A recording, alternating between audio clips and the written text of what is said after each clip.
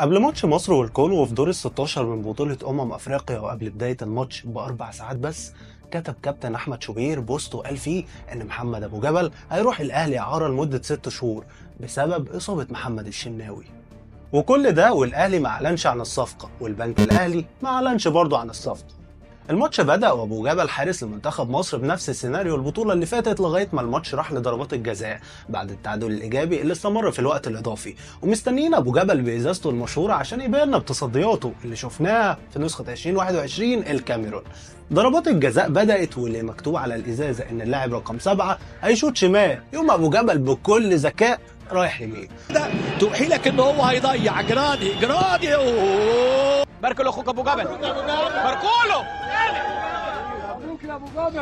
ومن بعدها ابو جبل بيضيع ضربه جزاء بعد ما مهند لاشين خاف ان هو يكرر سيناريو السنه اللي فاتت. محمد ابو جبل ركله ترجيح امامنا هنا، جاباسكي يضيع. وخلص الماتش لصالح الكونغو وتاهلهم لدور الثمانيه عشان يلعبوا غينيا. كل اللعيبه دخلت جري على اوضه اللبس قبل ما الكاميرا تجيبهم والخيبه باينه عليهم.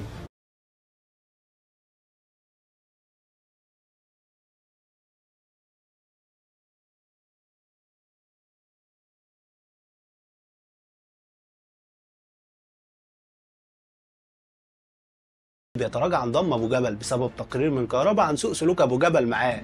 وطبعا كل ده بترتيب من كابتن الاهلي اللي في المانيا بيتعالج، وقال لهم يا انا يا ابو جبل في الاهلي، لانه ما نسيش اللي حصل معاه في البطوله اللي فاتت واللي اتكرر بالظبط في البطوله دي. شكل الموضوع جاي من عند ليلى عبد اللطيف، ربنا يجعل كلامنا خفيف عليها. قصه جميله ولطيفه مش كده؟ ولكن في اسئله بتطرح نفسها هنا. هو اشمعنى شوبير كتب البوست في الوقت ده بالذات وهو عارف كويس قوي المشاكل اللي بين ابو جبل والشناوي؟ هل كان عايز حاجه معينه تخدمه او تخدم حد من طرفه؟ سؤال بيطرح نفسه بكل وجاهه.